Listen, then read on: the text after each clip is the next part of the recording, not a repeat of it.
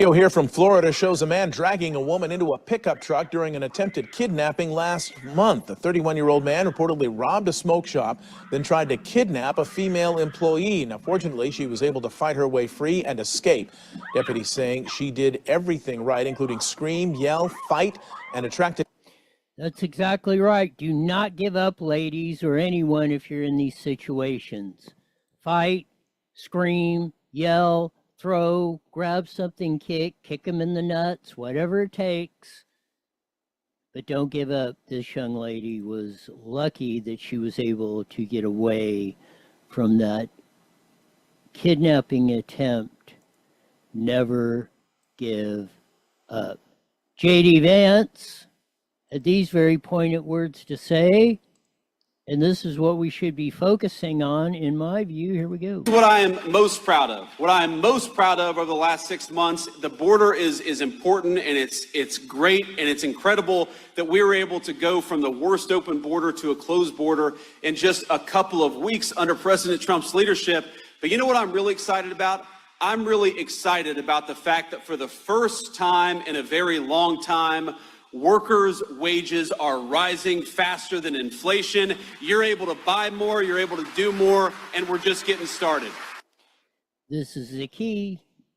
Doesn't matter how much you make, if prices are going up faster, and this has only happened since Dick Nixon and Donald Trump 1 and now Donald Trump 2 are the only 3 presidents in the last, almost 50 plus years. You had real wage growth where you've had real buying power attached to your dollar, and that's what makes your life easier.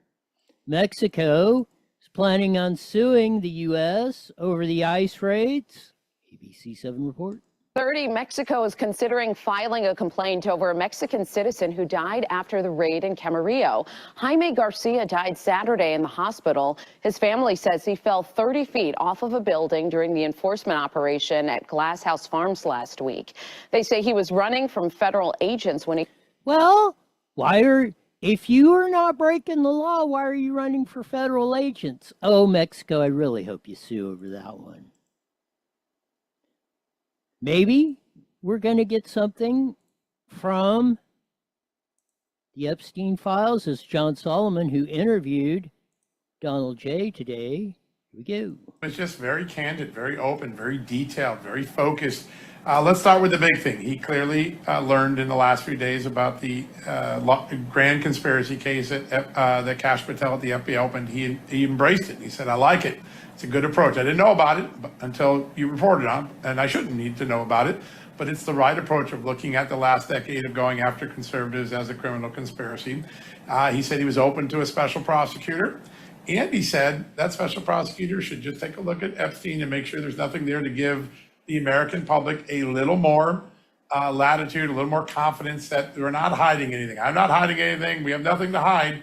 But if he wants to look at anything legitimate, they're there. So I think the president's behind the special prosecutor, behind going after the last decade as a criminal conspiracy to use the judicial system to punish political enemies, and also to keep his hands off it. He said, this is in Pam and Kash's hands. They do the work, but I like the idea from what you reported. I thought that was big. So we're going to get 2 cases, this whole thing about the election interference and Russia, and the Comey and all that, and the Steele dossier, and the Epstein files. On top of that, special prosecutor coming. I've said that's the only way they're going to, I think, dig themselves out of the hole. Gavin Newsom. What a complete gaslighting idiot. People being outside even. And we realized then, after the fact, what the hell are we doing shutting down the beaches and open areas, and and not understanding that early on. And so I think that of all issues, looking back, I remember Florida, there was a big issue too. Even. Yeah, Florida opened them up. They closed them down for like a week or 2, remember, 2 weeks to stop the spread. You kept them closed down. You had your goons out there with guns pointing them at a mom and her 2 kids on the beach. Oh, we didn't have any No, shut up.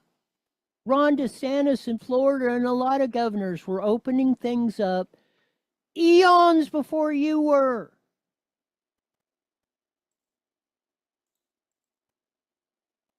We're going to, hopefully, California, get ready to get at them signatures if you want voter ID. This will be delivered to the Attorney General's office by noon today with our filing fee. And as I mentioned, by October 1st, we expect to have the official petitions from the state, and that. So that's Carl DeMaio with Tony Strickland, 2 assembly members from down here in SoCal. They're getting ready to circulate a petition, got 180 days to get 1 million signatures to put voter ID on the ballot. Gotta love Mr. Reagan. That's how we used to do it. Here we go. About the continuing recession tonight, you have blamed mistakes of the past, and you blamed the Congress. Does any of the blame belong to you? Yes, because for many years I was a Democrat. That was world famous. Back in the day from Ronald Reagan. Cynthia, this one, we'll get into this hopefully in a minute. She apologizes for the video, encouraging gangs to go after ICE, and that was her intention. We'll break all that down on top of that. Justice is coming. This is a photo of that man who supposedly or allegedly fired a weapon at ICE at the weed farm at Camarillo. So we shall see. Newsom is gaslighting again on the whole election and democracy and all this other noise. Man, I never thought I'd see Gavin Newsom come unhinged, but he seems to be coming unhinged.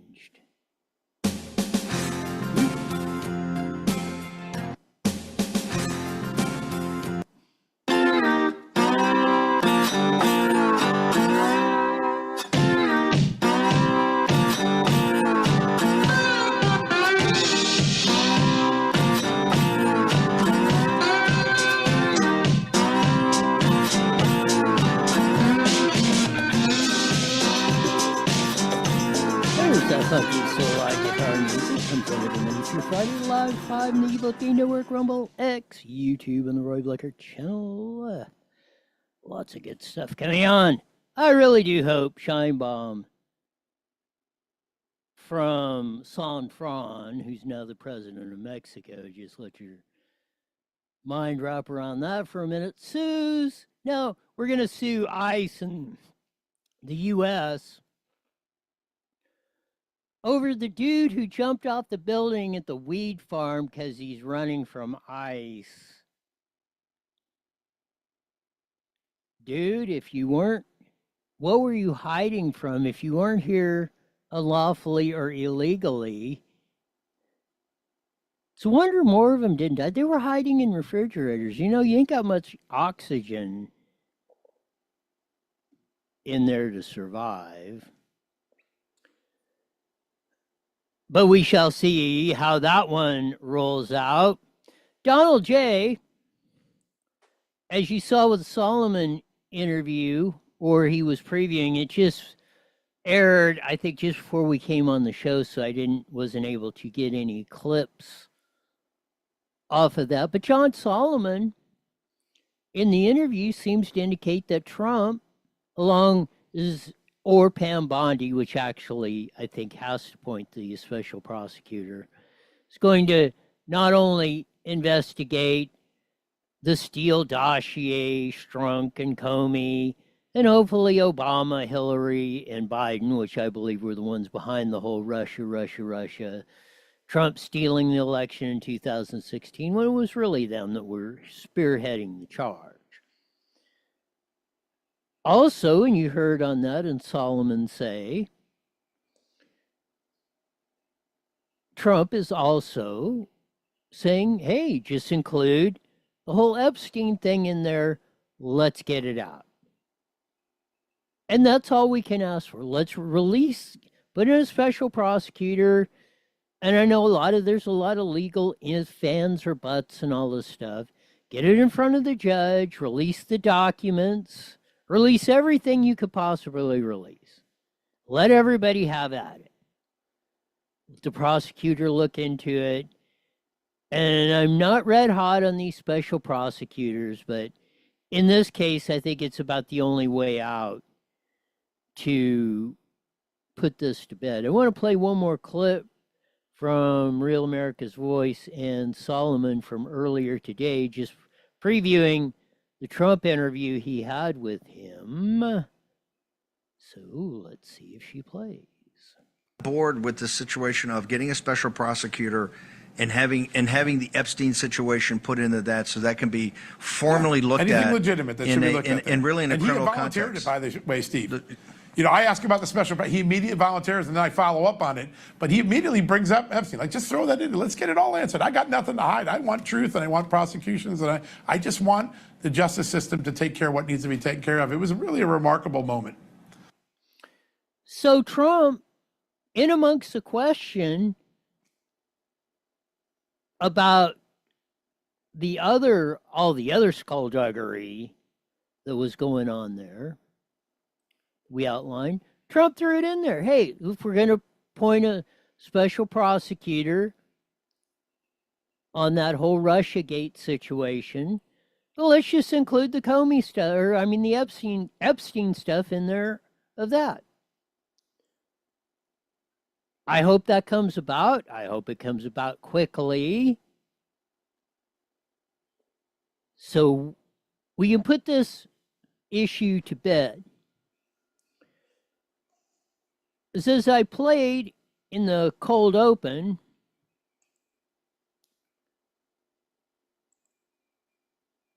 this is what we should be focusing on. We've secured the border.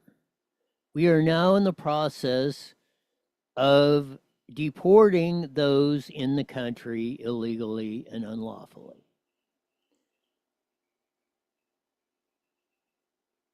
This is what should be the focus of every American. I don't care what sort of political affiliation or what you got.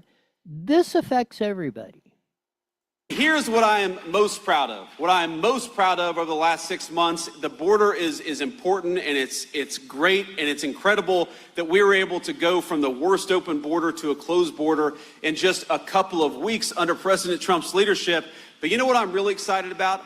I'm really excited about the fact that for the first time in a very long time, workers' wages are rising faster than inflation. You're able to buy more, you're able to do more, and we're just getting started.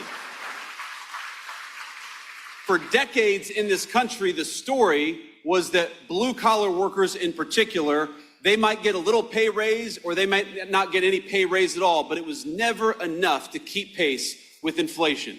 No matter how hard you worked, no matter how hard you came to work every single day, no matter how many overtime hours, for example, you put in, you were falling behind. Way too many good Pennsylvania families were falling behind. And under just 6 months of the president's leadership, we've got inflation is coming under control and blue-collar wages are rising faster than they have risen in 60 years. That is a testament to great presidential leadership and the great American people. That should be the focus of everyone.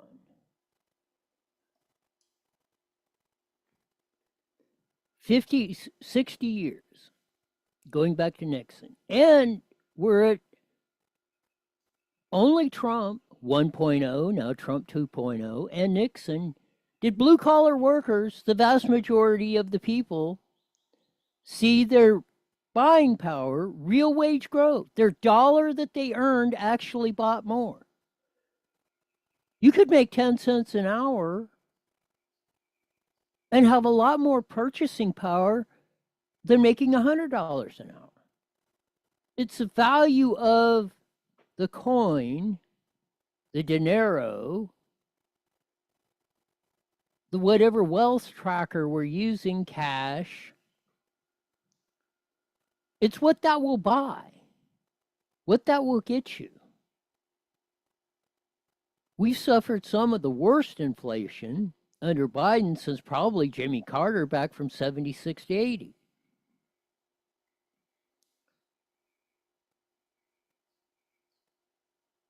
Trump, well, we'll see how it compares to Nixon. Trump and Nixon may be the only two presidents in 60 years that have had 2 terms where we had real wage growth. Just had the Indonesia trade deal. We're getting a minerals deal there. No tariff for U.S. products. 19% tariff for Indonesian products.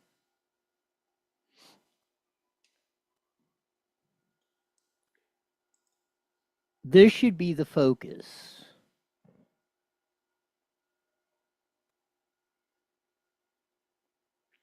Across the board. The other thing is Danny Scheinbaum, the Mexico president, who's going to sue over the dude who fell off the weed farm.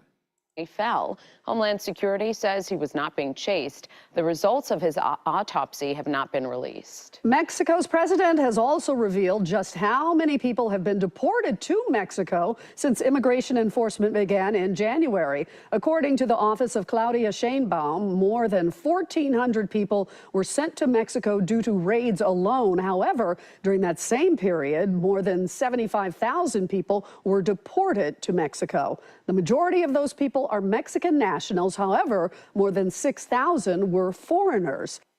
So most of the people there, ICE, out of 75,000, what, 2%?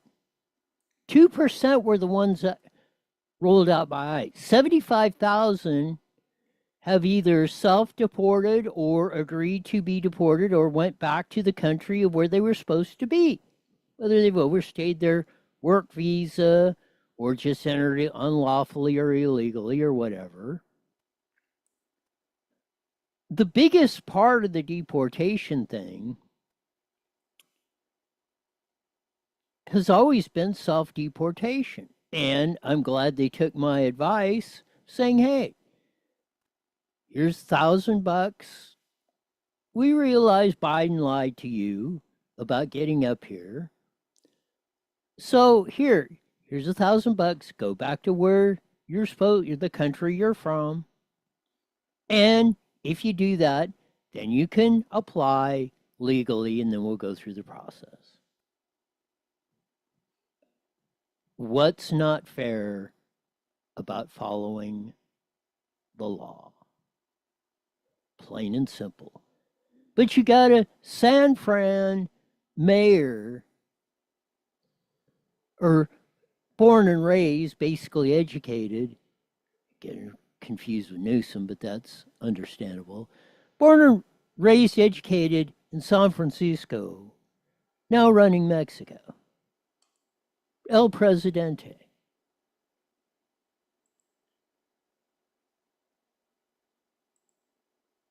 At least as bad as we may be, we have never been as screwed up as Mexico.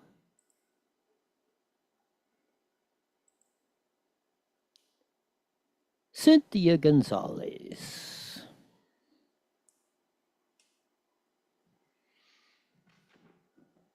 Mayor Pro Tem of the city of Cudahy. If you don't know where that's in the South Bay of LA, around Torrance. In that area, Lomita is another little town there. Torrance is kind of the big town. But you got Cudahy and Lomita and a few little small towns in there. Cudahy is only like 25,000 people. So it's not a big, thriving metropolis. Here's the KTLA-5 report. She's made an apology. Here, we're going to go with the KTLA-5 report first. Mayor of Cudahy is speaking out weeks after she was accused of inciting violence by calling on gang members to confront federal immigration officials. Cynthia Gonzalez addressed the controversy yesterday. The message was not about violence. It was about regular people, us, claiming ownership of our streets in a time of great distress and asking others, who I mentioned in my video, in organizing and protesting against the harm and violence being inflicted on our community. In a now deleted TikTok post, Gonzalez asked two well-known gangs to take to the streets and confront ICE agents. She went on to apologize to the city's staff. No, there's a big part missing. In the, let's try to rebuild the credibility of Cynthia Gonzalez.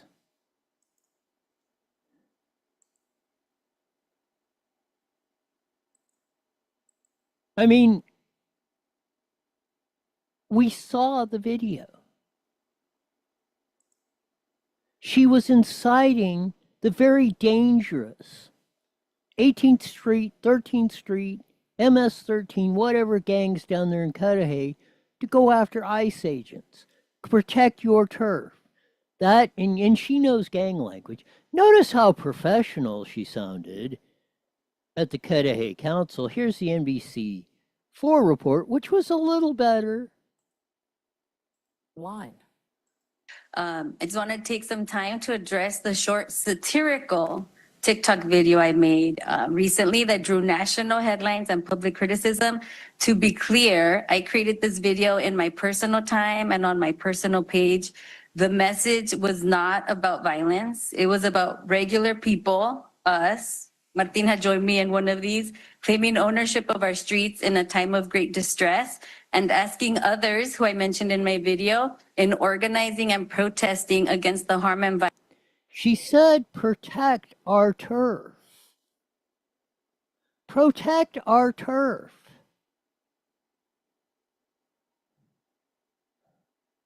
What are you homies out there doing, cholos? Everybody else was protesting. You guys are hiding. She was calling them out. Not protesting in this. Here's a little bit more. Violence being inflicted on our community.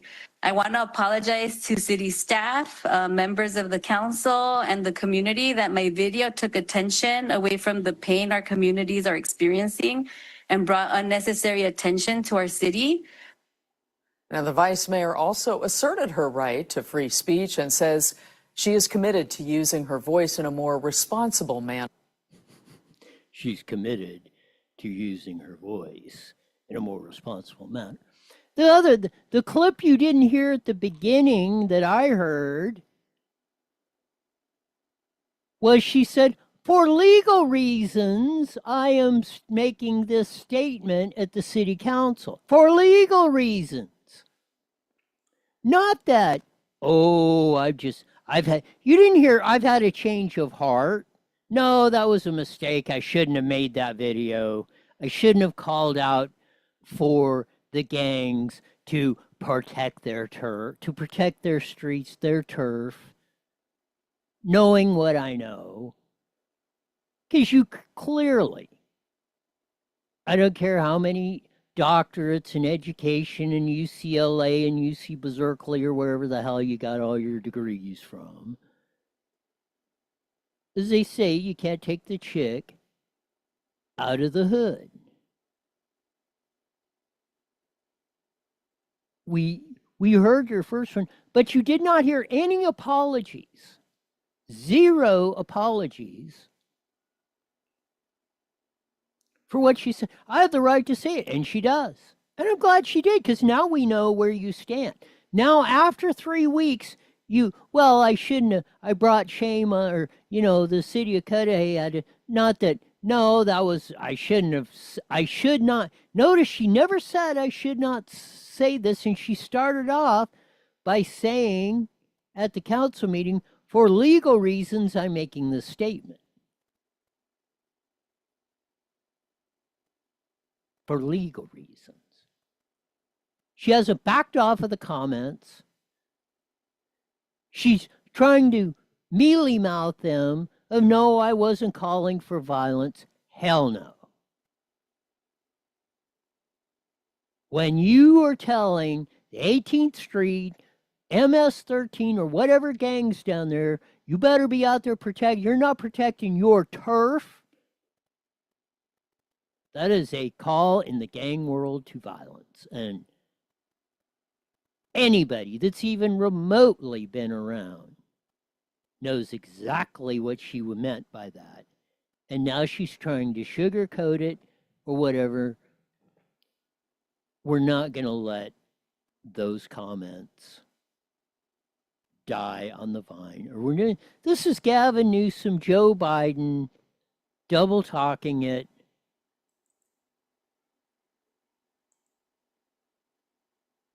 Like they so often do with all this.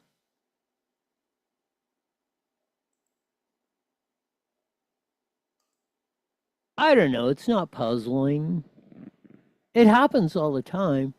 Just that the problem is 98.7% of the time, it never gets called out.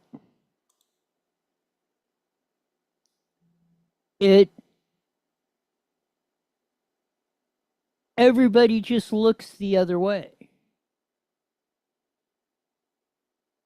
Or pretends it doesn't happen.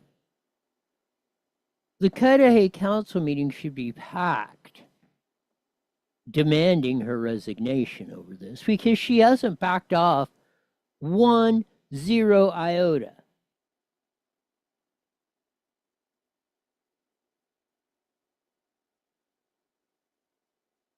Again, we'll see how all of this stuff pans out. But we're not going to let these clowns, these phony politicians, off the hook. Not now, not ever. Signed into law by President Bill Clinton on September 30th, 1996. The 1996 Illegal Immigration Reform and Immigrant Responsibility Act allows deportation without judicial hearing through a process called expedited removal. Bill Clinton, almost 30 years ago. Where were the cries of due process? Oh, they're being tortured. Oh, they're in cages. Bill Clinton, 29 years ago, deported millions. 15 seconds, 15 seconds. So, stick it up your rear end, people that want to claim all this other crap, because you didn't say anything 29 years ago about the same thing happening when Clinton did. 2 seconds, here we IE Newswire Daily is on the air. The following is a paid program. The claims expressed are those of the program producer and are not endorsed by this station. Opinions expressed are not necessarily those of radio stations, MAG, its management, employees, or affiliates.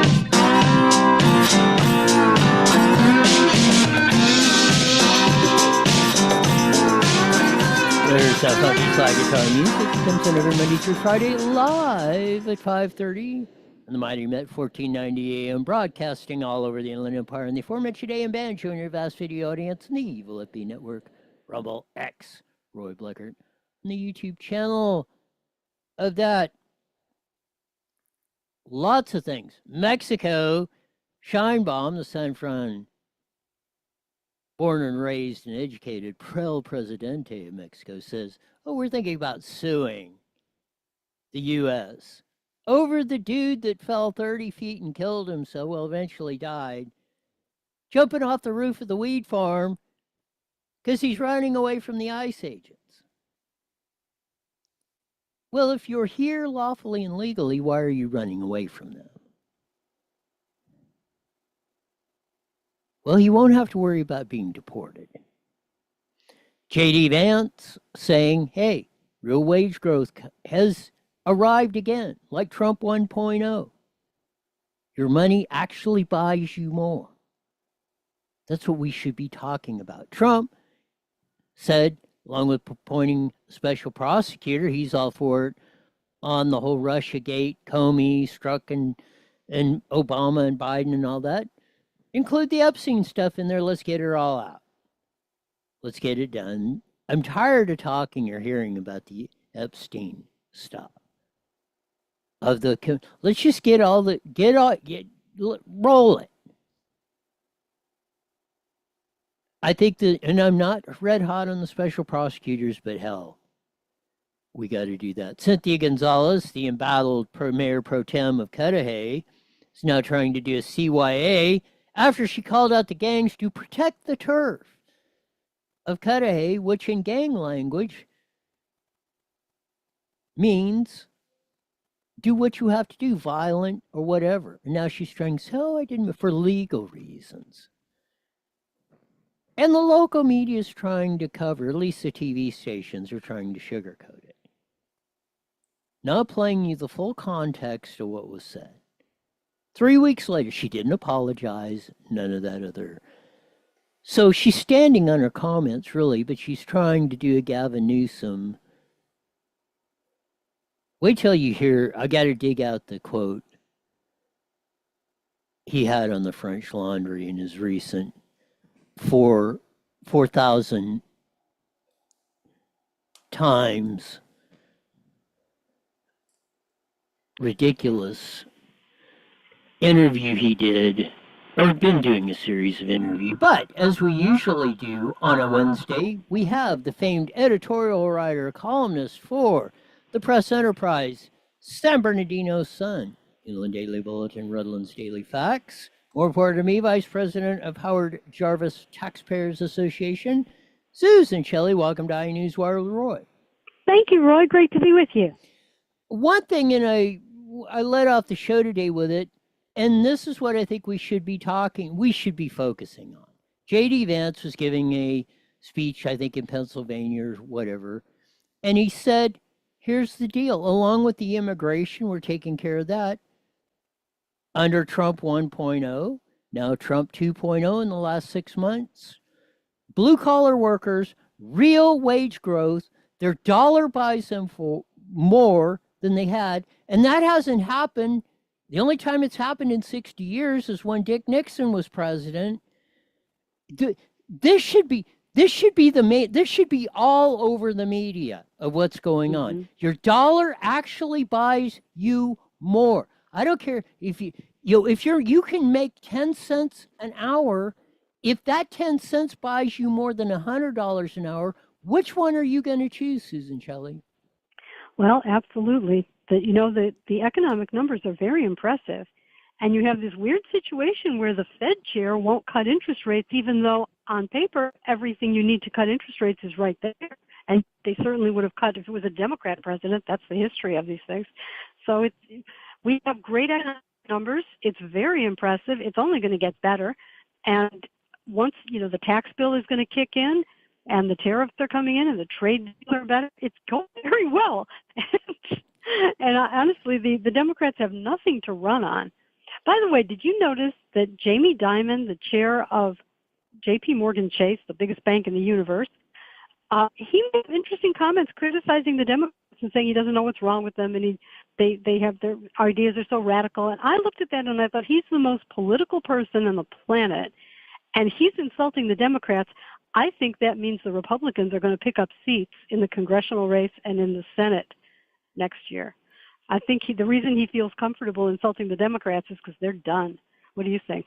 I hope you're 111% right on that. And I did see his comments on that, and I was kind of taken aback by that too, because, man, he usually plays the political thing like as even as you can do it. And like I've said, he may be the most powerful financial guy in the world. He runs the biggest bank, Chase Bank, which is the biggest financial institution in the world. So, to say something like that, his first thing is him endorsing Trump when he was a never Trumper and all that in 24 and finally coming aboard. That was the first thing. Doing this is probably even more surprising. And I think you're onto something. Even with all the nattering nabobs of negativism that are going on about other stuff that are midterms and stuff, he's got to be pretty confident that this trend is going to stay, else he wouldn't have said that, Susan. I think so. I think you can read his comments in a very politically sensitive way because nothing's accidental at that level. And even when he was here in Los Angeles touring the Pacific Palisades, he gave an interview talking about the red tape that's stopping rebuilding, and he very deliberately said it should be called blue tape because it's the Democrats who want to create it and the Republicans who want to cut it. That was a very political statement to make in California. And yet there it was, and he didn't clarify it or rescind it or reverse it.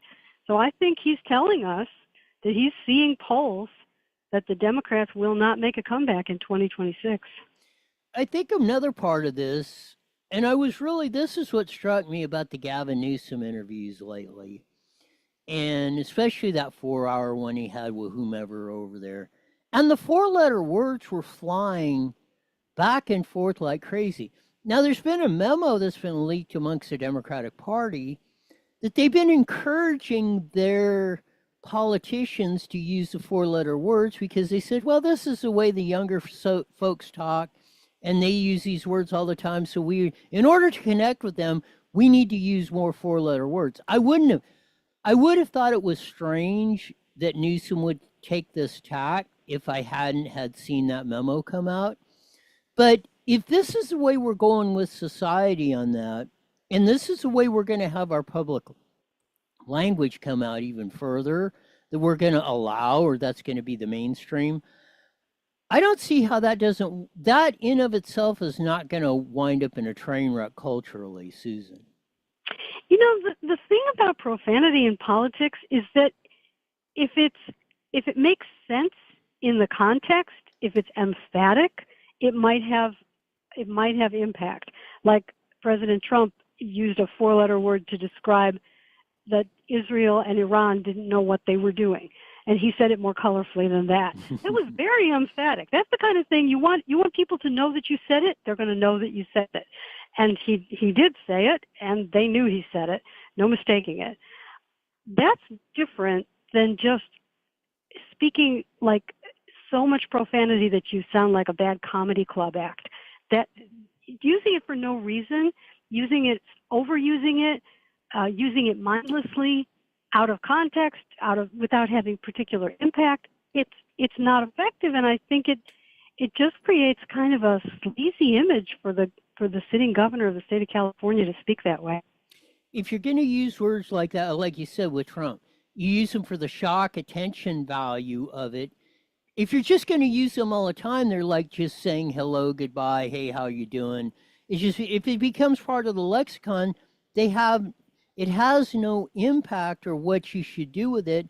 And again, are we just going to talk like we're talking in the bar or whatever? Or, in that genre, I think it's gonna bode well if that allows. And I think ultimately, and I encourage them to pursue it, because I'm going to say, if they're going to use that as a strategy and they think that's going to win them the midterms or gain them politically, I think it's going to backfire on them big time, Susan.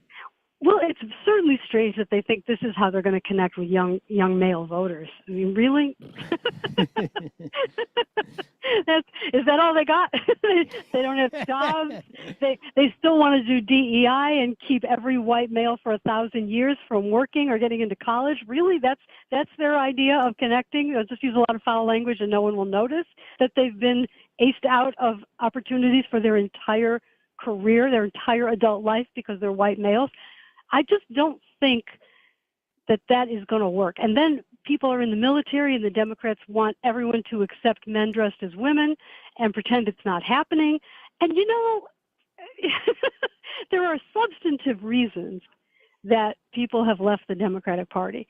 A lot of substantive reasons. Some of us were just earlier than the others. And really, I just can't understand why they don't understand. I think maybe the left is just very powerful in fundraising, and that is what is driving this leftward shift in what used to be a mainstream party. Shifting gears, your column, The Policing of Political Speech. Go. Well, this is the case of Douglas Mackey, who in 2016 posted a meme on the internet, on Twitter, that was a mock Hillary Clinton campaign ad. He downloaded it from some chat group, and he posted it. It said, you can avoid the line, vote by text for Hillary, text Hillary to 552, whatever the number was. He was arrested. He was indicted. He was convicted. He was sentenced to 7 months in federal prison for a meme on the internet that said you could vote for Hillary Clinton by text. Obviously a joke. He had another one that said you could vote for Hillary Clinton on Facebook and Twitter by typing Hillary #presidential election during the time that the election polls were open. Really? Anyone took that seriously? No. So the FBI did a complete investigation. They could not find one person on the planet Earth who took it seriously and said, oh yeah, I meant to vote, but I thought by text I did. They couldn't find one person who thought that was real. Still, they charged him, and guess when they charged him? 7 days after Joe Biden took office in 2021. So this happened in 2016. When the Democrats took the White House, they charged him. Well, what just happened this week is the appellate court, I think it was the 2nd District, it was out of New York, the appellate court reversed the conviction.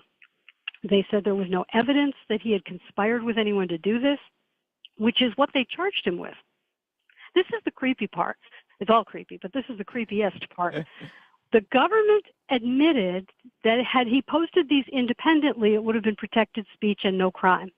But because they said he conspired with someone in a chat room on the internet to post this, either by downloading it or by reading comments or something, that made it a conspiracy, and that made it a crime, and that's what they charged him with. Conspiracy to deny people their right to vote, but to injure their right to vote by misleading them. And that went to a jury in Brooklyn where Hillary Clinton won 80% of the vote. And in 2023, they convicted him. And the appellate court said, no, you never proved that he saw these so-called comments that were in these chat rooms. You never proved that there was a conspiracy. You never proved he was even in some of the chat rooms where these discussions about suppressing the Hillary vote were supposedly had. You can't do that. And if you think about this guy having been harassed from 2021 when he was arrested till today when he was finally acquitted, because they didn't just order a new trial, they said you will enter an acquittal. That's a long time to have federal prison hanging over your head. And he ran up something like $728,000 in legal bills during this ordeal. And he wouldn't plead to anything because he said he had to fight for the right to speech and a personal cost. And what was that government thinking? What were they doing? They were trying to suppress conservative. I mean, they were going to do it.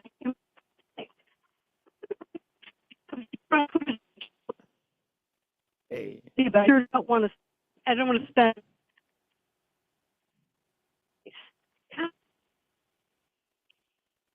So are you still there? We're starting to lose you on the cell. Oh yeah, I'm still here. There you go. There we go. Okay. So I was just saying, the object of the game was to intimidate conservatives from speaking on the internet, because who would want to pay $728,000 in legal fees for posting a meme? There you go.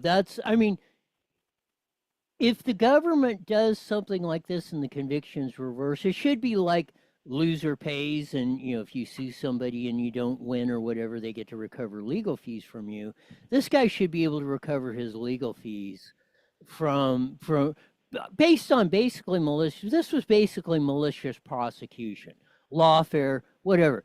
Even not only can you not give him back the time that he spent in jail, on top of that, how do you come back with how many people could afford $750,000 in legal fees to do this? This is absolutely, again, this weaponization of government has to stop, Susan. It does have to stop, and I think trying to stop it. He has defunded some of the state department groups that were doing some of this. The Cybersecurity Infrastructure something group, and it's called CISA, CIA. And he's defunding it and firing a bunch of people who were doing the misinformation, disinformation work. And the reason that I know that is because our senator, Alex Padilla, is complaining about it in almost daily press releases, that the president needs to explain what has happened to all of these different groups, the sector council for overseeing the sector council and things like the crazy names like this. And who's in these sector councils? I was shocked to see that the Associated Press is in one of them. They were in one of these to avoid misinformation and disinformation. Talk about just getting their story straight. The Associated Press is in this State Department group with a bunch of companies that make voting machines and a bunch of county election officials. What is that? Well, now it's not. now it's not, and that's a good thing for freedom in America. Your other column, California is fighting a losing battle against Title IX and human biology. Go. Well, in this case, the state of California is being sued by the federal government for violating Title IX. Now, Title IX is it's an education amendment from 1972 that says you can't discriminate on the basis of sex in school programs like sports programs, any kind of education program. You can't discriminate in a way that denies the benefits of the program to one person on the basis of sex. Well, California has been sued for its policy of allowing males, this is the law in California, allowing males who identify as female to compete in female sports categories. The Trump administration says that violates Title IX because it takes away opportunities from the biological females. California is defiant. They were offered like a resolution agreement where they would not be pursued for whatever money or fines or whatever the federal government loss of education funds. They had the opportunity to sign the resolution agreement, and they did not. They defiantly said they would not sign it. They would not order all of these school districts to stop allowing men in women's sports. And so to court we go. This is quite something. California is going to lose this fight, and it's going to cost the taxpayers a lot of money. Even though, and I hate that part of it's going to cost us a lot of money, it's money well spent, because this sort of insanity has got to stop. The Gavin Newsom, and and I didn't think I would ever, he's usually so cool. I mean, I think that over the stuff that's coming out and stuff like this, I think the guy's really coming unhinged, and I would have not predicted that. I mean, like I say, he's always been at least fairly grounded, it seemed like, but he's just getting squirrely all over the place, Susan. I don't know why that is. He seems to be stuck without a base. The Democrats seem to have lost their base. Everybody's mad at them over one thing or another, and they keep taking these indefensible, crazy positions that 80% of the country opposes. They were at the point where they were defending Iran's nuclear program and criticizing President Trump for bombing it. Really? Really? The Democratic Party in the United States thinks Iran should have a nuclear bomb, and they're going to defend their right to not be bombed by the United States? What is that? The sheriff's department in Los Angeles put out a press statement saying that they were expressing sympathy with the people of Iran through this terrible incident. It's what? And of course, they had to correct it that same night. They had to pull it back and say, "Oh, I didn't mean it." But that was their first instinct, was they were so anti-Trump that they were taking Iran's side at the sheriff's department. Crazy.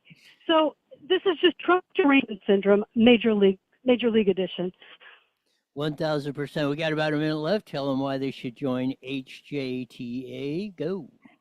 The Howard Jarvis Taxpayers Association is the best organization in California for protecting taxpayers, fighting for you in the legislature, in the courts, on the ballot. Be a member of the Howard Jarvis Taxpayers Association for just $15 a year. Join me and all the rest of the great team. We are fighting for you to keep taxes as low as we can and to protect Prop 13. Go to hjta.org, hjta.org, and join the Howard Jarvis Taxpayers Association. Look forward to seeing you there. You got it. We'll do it again next week. Thank you. See you soon. You got it. Susan Shelley, Vice President of Howard Jarvis Taxpayers Association.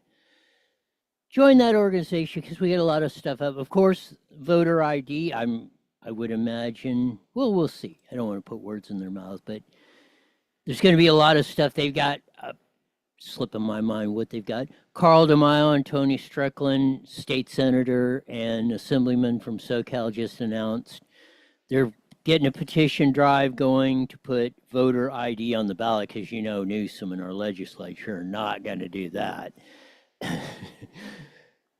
If there would never say never in politics, but I mean, I don't know what sort of political awakening would have to happen for that to roll off, but man, oh man, it would be something else. But there's going to be a lot of stuff going on in the 26 midterms.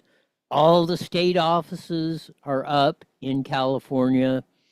So that, along with local races, which we don't pay enough attention about, is going to be, well, I think it's official, but we'll wait to get some more. There's going to be a big announcement in Assembly District 60, which happens to be my area, Moreno Valley, Paris, Nuevo, Romaland, going into San Jacinto and parts of Hemet.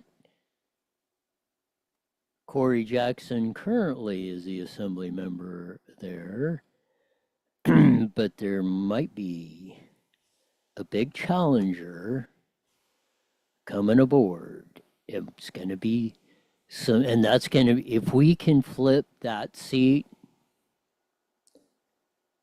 that will be huge. And we need to flip about 5 or 6 of them just to get the super majority, not get it, just to get the 2/3 plus that they have. Right now they got 75%. They can override a veto at 2/3 or 67%. They're like, I think 4 votes in the Senate and 7 votes up. That's why the governor right now is even Newsom is I think that's why he's given up on California, because the legislature is really even got him, as they say, by the short hairs. Going to be an interesting season coming up in 26, which will be here quicker than you can anticipate. Hit some of the local news on the local genre. Let's see if we can get the right one to go. There. One day I'll learn how to run these things. Or I'll get somebody in here who knows what they're doing. VFW Post here in Moval is looking for an outstanding public safety guy, law enforcement officer, firefighter, EMT, or dispatcher. And I say, let's get an EMT or dispatcher. And those guys never get any credit for that. Chino PD Academy is getting some new recruits in there. So good job, Chino cops. Down in the South Temecula Valley, there was a new fire breaking out, so hopefully they get that under control soon. San Bernardino police killed reportedly armed suspect. Corona crime blotter with all the stuff that's going on in the city, the Circle City of Corona. Man. Riverside County nurse accused of sexually assaulting a patient. Holy cow. Beaumont News Service. Christopher Ramos named new chief of police for Beaumont. So congratulations, Christopher. Officer involved shooting under investigation in Beaumont. Harupa Mountains Discovery Center has a dinosaur walk and other nature's experiences, so you can check that out. Yeah, there's the booking photo of the nurse who allegedly was arrested for sexual assault of an unconscious patient. City of San Jacinto was doing more outreach, which means cleaning out the vagrants. Need to quit sugarcoating this stuff. teen who drowned at Lake Arrowhead is had just got his first job and was about to start college. Sad story there. That's a follow-up on that. Marietta Police Department is proud to accept their applications for their new 20th Citizens Academy. So you can volunteer. Most police departments, sheriff departments have that. Arrest made. They're in Hemet on a homicide investigation. That's from Eddie George's Action Eye News. Yes, get the feds out of education. If Trump only accomplishes just getting rid of the Department of Education, we're going to be in good shape. 2 cops chase 2 stolen Kias in tandem that get away. That was in San Bernardino. Redlands Police Department mapping the crime out in there. Reminder that free trespass authorization notary, which means cops can come in and arrest the vagrants there in Riverside. So get that done. Moreno Valley is offering after hours assistance at the animal shelter. That'll do it for today. As we usually say at this time, mandatory, you're back here in 23 hours wide to hear the best darn show in the whole wide world. Until then, see ya.